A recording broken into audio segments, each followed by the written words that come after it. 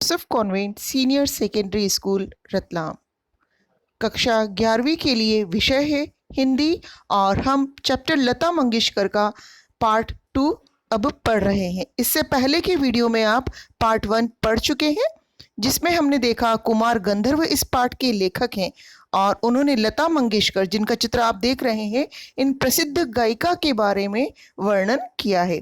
कुमार गंधर्व जो स्वयं शास्त्रीय संगीतकार हैं, जिन्हें बहुत अधिक ज्ञान है संगीत के बारे में। उन्होंने किसी समय रेडियो पर मधुर ध्वनि सुनी और जब उन्हें पता चला यह गायिका लता मंगेशकर है, तब उन्हें बोध हुआ कि यह गायिका निश्चित रूप से संगीत की दुनिया में बहुत आगे तक जाएगी। उन्होंने बताया है कि लता से पहले नूरजहां भी गायिका थी, लेकिन नूरजहां की आवाज़ में जहां मादकता थी, वहीं लता मंगेशकर की आवाज़ में एक गूंज थी, एक नाद था और सुरीला संगीत, उनके स्वर में गानपन था। और यही कारण है कि वे इतनी लोकप्रिय हुई। केवल राष्ट्रीय स्तर पर ही नहीं, अंतरराष्ट्रीय स्तर पर भी लता का बहुत नाम है। चित्रपट संगीत यदि लोगों की जबान पर चढ़ा है तो उसका बहुत कुछ श्रेय लता मंगेशकर को जाता है। उनके स्वरों की माधुर्य ने, उनकी मधुरता ने लोगों को गुनगुनाने पर विवश कर दिया। जो शास्त्रीय संगीत से दूर रहते थे, जिनके लिए शास्त्रीय संगीत कठिन था, वे भी चित्रपट संगीत से घुल मिल गए। तो अब हम आगे देखते हैं। लेखक का मानना है कि शास्त्रीय संगीत और चित्रपट संगीत में तुलना करना निरर्थक है, अर्थात शास्त्रीय संगीत एवं चित्रपट संगीत अर्थात फिल्मी संगीत की कोई तुलना नहीं की जा सकती। शास्त्रीय संगीत में गंभीरता एक स्थायी भाव है, अर्थात वहाँ पर गंभीरता सदैव विद्यमान रहती है, जबकि चित्रपट संगीत में बदलाव होते रहते हैं। चित्रपट संगीत में तेज लय और चपलता प्रमुख होती है। चपलता अर्थात चंचलता, वहाँ पर हर क्षण बदलाव होते हैं।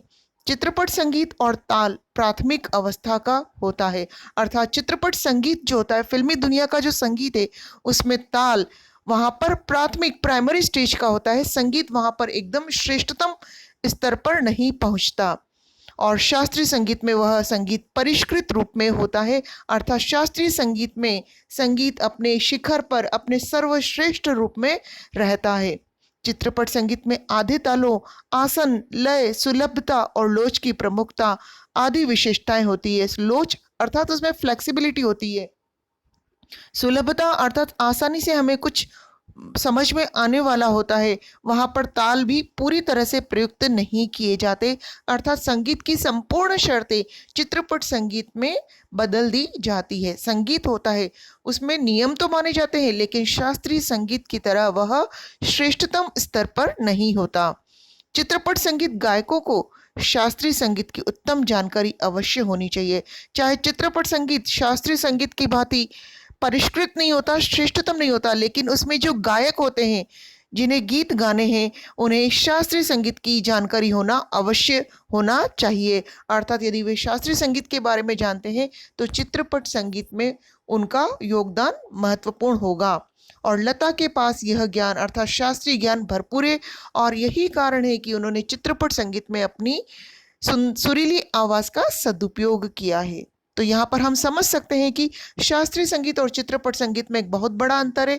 जहाँ शास्त्रीय संगीत एक उच्च कोटि का श्रेष्ठतम होता है, लेकिन उसके साथ एक मुश्किल भी यह है कि हम जैसे सामान्य लोगों के लिए वह जटिल होता है। वहीं चित्रपट संगीत चाहे संगीत की प्राथमिक अवस्था में होता है, लेकिन हम आम इंसान भी उसे समझ पाते हैं, गुनगुना पाते हैं।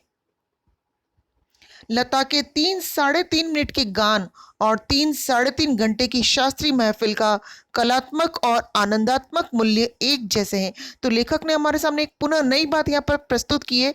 सामान्यतः फिल्मी दुनिया का गाना लगभग 3 मिनट या 3.5 मिनट का होता है, और यदि शास्त्रीय महफिल जमती है तो वह 3.5 घंटे तक चलती है। शास्त्रीय महफिल में 3.5 घंटे तक लगातार अपना सुर, संगीत का प्रस्तुतिकरण होता है और उसका भी कलात्मक और उसका आनंद अलग ही होता है। तो लेखक ने यहाँ पर, कुमार गंधर्व कहते हैं, एक बहुत बड़ी बात उन्होंने हमारे सामने कही है कि लता का 3.5 मिनट का गाना और एक तरफ है शास्त्रीय संगीत का 3.5 घंटे का आनंद, दोनों एक समान है। अर्थात यदि आप आनंदित होना चाहते हैं, यदि आपको शास्त्रीय संगीत की जानकारी है, आप चाहे उसका कलात्मक आनंद उठाए शास्त्रीय महफिल का, या लता का केवल एक गीत सुन ले वह आनंद समान होगा। तो यह बहुत बड़ी उपलब्धि है लता जी के बारे में। कुमार गंधर्व ने उन्हें एक अनमोल रत्न कहा है। उनके 3.5 मिनट के गाने की बहुत प्रशंसा की है। तो लता के गानों में स्वर, लय और शब्दार्थ का संगम होता है, अर्थात उनमें जो आवश्यक बातें होनी चाहिए वे संपूर्ण रूप से उपस्थित रहती है। गाने की सारी मिठास, सारी ताकत उसकी रंजकता पर आधारित होती है। रंजकता अर्थात जितना मनोरंजक वह गाना प्रस्तुत किया जाएगा उतना ही लोगों के हृदय को छुएगा। तो उसी तरह से गाने की मिठास, गाने की जो ताकत है, सारी उसकी मनोरंजकता पर आधारित होती है, और इसी मनोरंजन का संबंध रसिक को आनंदित करने की सामर्थ्य से है। तो यहाँ रसिक अर्थात दर्शक, श्रोता जो हैं, हम जैसे लोग रसिक, क्योंकि हम उस गाने का आनंद लेना चाहते हैं, और आनंदित कर देने की सामर्थ्य उस गीत में होनी चाहिए कि हम उस गाने से मंत्र मुग्ध हो जाए। और यह सामर्थ्य लता के पास भरपूर है।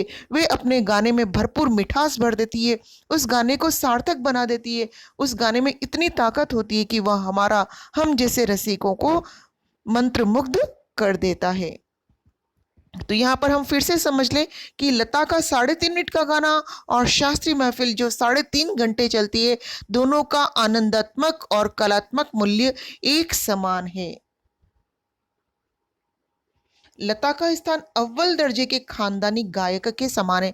आप सभी जानते हैं जितने भी शास्त्रीय गायक होते हैं ये किसी न किसी घराने से संबंधित होते हैं। यदि आप बड़े कार्यक्रम देखते हैं, जैसे पहले आता था जी टीवी सारेगामा, तो उन पर कई खानदानी गायक अपना प्रस्तुतिकरण देते थे। तो लता का स्थान भी एक श्रेष्ठ दर्जे के खानदानी गायक के समान है जो शास्त्रीय घराने से जुड़ी हुई है। किसी ने पूछा कि क्या लता शास्त्रीय गायकों की 3 घंटे की महफिल जमा सकती है, अर्थात किसी आलोचक का प्रश्न है कि क्या लता 3.5 मिनट के स्थान पर 3.5 घंटे का शास्त्रीय गायन कर सकती है, लोगों को मंत्रमुग्ध कर सकती है। ऐसी स्थिति में लेखक उसी से प्रश्न कर रहे हैं कि क्या कोई प्रथम श्रेणी का गायक 3 मिनट में चित्रपट का गाना इतनी कुशलता और रस उत्कटता से गा सकेगा? शायद नहीं। अर्थात लेखक ने अन्य प्रश्न के जवाब में उस व्यक्ति को जवाब दे दिया है कि यदि प्रश्न करते हैं कि लता क्या 3 घंटे की शास्त्रीय महफिल जमा सकती है, तो प्रश्न है कि क्या कोई श्रेष्ठ स्तर का गायक लता के समान उतनी ही तल्लीनता से, उतनी ही मधुरता से हमें आनंदित कर सकता है? अर्थात लता के समान कोई 3 मिनट का गाना नहीं गा सकता, कोई हमें आनंदित नहीं कर सकता। तो फिर आप यह प्रश्न क्यों करते हैं कि शास्त्रीय गायक के समान वह 3 घंटे की महफिल जमाए? अर्थात लता के पास इतनी खूबी है कि मात्र 3 मिनट में वह प्रभावित कर देती है। तो ऐसी स्थिति में उन्हें शास्त्रीय गायन के लिए 3 घंटे की महफिल जमाने की क्या आवश्यकता? खानदानी गवैयों ने चित्रपट संगीत पर लोगों के कान बिगाड़ देने का आरोप लगाया है। अर्थात शास्त्रीय संगीत में जो प्रसिद्ध खानदानी गायक हुए हैं उन्होंने एक आरोप लगाया है कि फिल्मी संगीत ने लोगों के कान बिगाड़ दिए हैं। अर्थात अब उन्हें मधुर संगीत की समझ नहीं है, अब उन्हें श्रेष्ठ संगीत की समझ नहीं है। वे केवल वही सुनना चाहते हैं जो फिल्मी संगीत सुनाता है। लेकिन लेखक इस बात से सहमत नहीं है। लेखक का मानना है कि चित्रपट संगीत ने लोगों के कान सुधारे हैं। हम पहले भी पढ़ चुके हैं कि चित्रपट संगीत के कारण, लता जी के गाने के कारण लोगों ने संगीत गुनगुनाना शुरू किया, अन्यथा शास्त्रीय गायन हम सभी के वश की बात नहीं है। तो लेखक आगे बताते हैं कि हमारे शास्त्रीय गायक आत्मसंतुष्ट वृत्ति के हैं, अर्थात उन्होंने जनता के मनोरंजन के लिए प्रस्तुति दी हो यह शायद कम होगा। उन्होंने स्वयं को प्रसन्न करने के लिए शास्त्रीय गायन ज्यादा किया है। वे कर्म कांड को आवश्यकता से अधिक महत्व देते हैं, अर्थात नियमों से बंधे हुए शास्त्रीय संगीत में नियमों को वे छोड़ना नहीं चाहते, उन नियमों में किसी भी प्रकार का परिवर्तन नहीं करना चाहते। जबकि चित्रपट संगीत में समय के साथ परिवर्तन किया जाता है, बदलाव किया जाता है। यदि लोकगीत की मांगे उसमें लोकगीत को स्थान दिया जाता है, डिस्को की मांगे डिस्को को स्थान दिया जाता है, क्लासिकल की मांगे क्लासिकल को स्थान दिया जाता है। जबकि शास्त्रीय गायक केवल स्वयं को प्रसन्न करने के लिए गायन करते हैं। जबकि चित्रपट संगीत लोगों को अभिजात्य संगीत से परिचित करवा रहा है। अर्थात कुमार गंधर्व कहते हैं, चित्रपट संगीत का पक्ष लेते हुए वे कह रहे हैं कि यह संगीत अभिजात्य अर्थात ऊंचे स्तर के संगीत से लोगों को परिचित करा रहा है, संगीत की दुनिया में लोगों को जोड़ रहा है, लोगों को समझा रहा है कि वे किस प्रकार तनाव मुक्त हो सकते हैं, आनंदित हो सकते हैं। यदि सामान्य इंसान, हम जैसे इंसानों की बात की जाए, तो शास्त्रीय गायन चाहे हम 3 घंटे सुने चाहे 3 मिनट सुने, हमारे लिए वह मुश्किल है, लेकिन चित्रपट संगीत हमें तरोताजा अवश्य करता है। लोगों को सुरीला और भावपूर्ण गाना चाहिए, यह काम चित्रपट संगीत ने किया है और हम इस बात से सहमत हैं कि चित्रपट संगीत हमारे मन को बिल्कुल प्रसन्न करता है, हमें मंत्र मुग्ध कर देता है, हम भाव विभोर हो जाते हैं। उसमें लचकदारी, आप स्वयं जानते हैं, तरह तरह की संगीत रोज यहाँ पर आते ही रहते हैं, रिलीज होते रहते हैं, रोज नया संगीत आता है, कभी जिसमें डांस की प्रधानता होती है, कभी जिसमें क्षेत्रीय भाषा की प्रधानता होती है, कभी दुख की, कभी श्रृंगार रस की, हर तरह का संगीत उपलब्ध है और उस संगीत की मान्यताएं, मर्यादाएं, झंझटें आदि निराली है। अर्थात यदि उसे हम कहें कि वह झंझट से युक्त है तो भी वह अद्भुत है, उसकी मान्यता भी अद्भुत है। यह नव निर्माण की गुंजाइश है, अर्थात चित्रपट संगीत में कुछ नया कर दिखाने की गुंजाइश है। सदैव वह एक सा नहीं रहता, वह समय के साथ बदलता रहता है। आज से 15 साल पहले जो संगीत था, आज उसमें बहुत बदलाव आ गया है। आने वाले 15 सालों में फिर से फिल्मी संगीत के साथ कुछ नए प्रयोग होंगे, फिर से वह कुछ नए स्वरूप के साथ प्रस्तुत किया जाएगा, तो उसमें बदलाव की, कुछ नए निर्माण की गुंजाइश मौजूद है, जबकि शास्त्रीय संगीत में ऐसा नहीं है। इसमें शास्त्रीय रागदारी का भी समावेश है और साथ ही साथ लोक गीतों का भी भरपूर प्रयोग किया गया है और इस तरह से चित्रपट संगीत का क्षेत्र विस्तृत है, इसमें प्रयोग होते रहे हैं और होते रहेंगे। आपने जो आज सुना वह कल को पुराना हो जाएगा, कल कुछ नया सुनेंगे, परसों और कुछ नया सुनेंगे। इस प्रकार हमारे कान सदैव कुछ बदलाव महसूस करेंगे और जब बदलाव होगा तो हम बहुत अच्छा समझेंगे उसे। और इस तरह चित्रपट संगीत की बेताज सम्राज्ञी लता मंगेशकर है। अर्थात यदि हम कहें ऐसे चित्रपट संगीत की यदि कोई क्वीन है, रानी है, तो वह है लता मंगेशकर। उनकी लोकप्रियता अन्य पार्श्व गायकों से अधिक है। आप देख लीजिए, उनके समय में कि कितने ही चाहे गायक या गायिकाएं लोकप्रिय अवश्य हैं, लेकिन लता मंगेशकर का स्थान उनसे ऊंचा है। उसके गानों से लोग पागल हो उठते हैं। हम आज भी लता मंगेशकर के गाने सुनते हैं तो बिल्कुल खो जाते हैं। आधी शताब्दी तक लोगों के मन पर उनका प्रभुत्व रहा है। आधी शताब्दी अर्थात लगभग 50 साल, या हम कहेंगे कि बल्कि उससे भी ज़्यादा, आज भी लोगों के मन पर लता मंगेशकर का प्रभुत्व, उनका वर्चस्व जमा हुआ है। यह एक चमत्कार है, हम अपनी आंखों के सामने उसे देख रहे हैं। यह हमारी किस्मत है, सौभाग्य है कि आज भी हम लता मंगेशकर को टीवी की स्क्रीन पर देख पाते हैं। शास्त्रीय संगीत और चित्रपट संगीत की तुलना को आप कितना उचित मानते हैं, यह हमने कुछ प्रश्न प्रस्तुत किया है आपके लिए, तो आप यहाँ पर इसका उत्तर भी पढ़ेंगे। शास्त्रीय संगीत और चित्रपट संगीत की तुलना को मैं उचित नहीं मानता हूँ। यहाँ पर लेखक के अनुसार हमने प्रश्न का उत्तर संलग्न किया है कि दोनों की कोई तुलना नहीं की जा सकती और इसका कारण है दोनों में आधारभूत अंतरा एक, और जहाँ शास्त्रीय संगीत में गंभीरता होती है, ताल का परिष्कृत रूप होता है।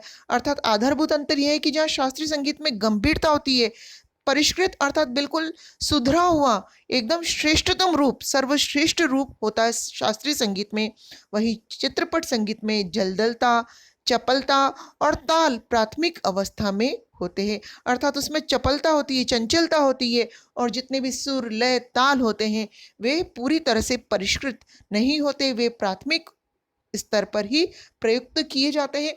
तो इस पाठ के अनुसार, कुमार गंधर्व के विचारों के अनुसार, हम भी इस बात को कहते हैं कि शास्त्रीय संगीत एवं चित्रपट संगीत में कोई तुलना नहीं की जा सकती।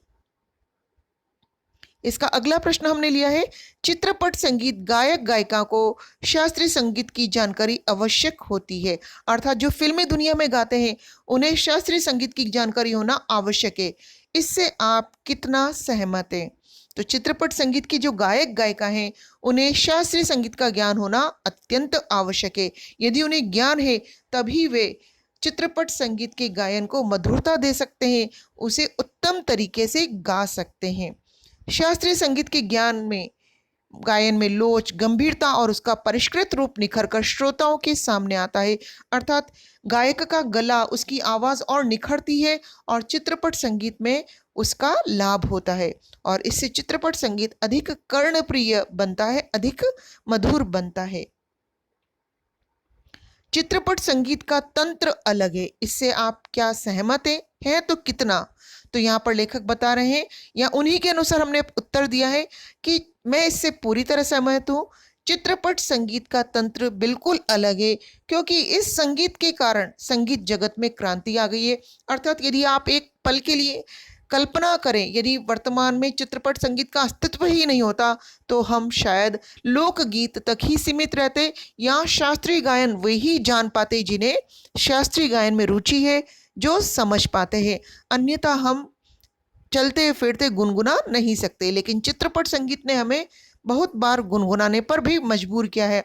हम अकेले में होते हैं तब मन मर्जी से गीतों को गुनगुनाते हैं और इसी संगीत के कारण समाज की संगीत विषयक अभिरुचि में प्रभावशाली बदलाव आया है।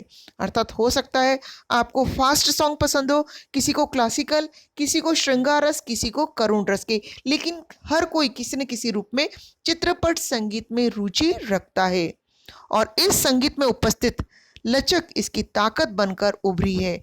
लचक अर्थात इसकी फ्लेक्सिबिलिटी, इसमें बदलाव होने की जो संभावना है वह इसकी ताकत है, वह इसकी कमजोरी नहीं है। मोबाइल फोन कानों में लगाए संगीत सुनते लोग इस बात का प्रमाण है। हम देखते हैं कि लोग ईयरफोन लगाए मोबाइल से जुड़ करके संगीत सुनते नजर आते हैं और यह सब चित्रपट संगीत का प्रभाव है। उसका तंत्र अलग है कि वह हमें प्रभावित करता है। तो मैं उम्मीद करती हूँ कि आपको यह चैप्टर पूरी तरह से समझ में आ गया होगा। आप इस पर ध्यान दें और इसके समझने का प्रयास करें।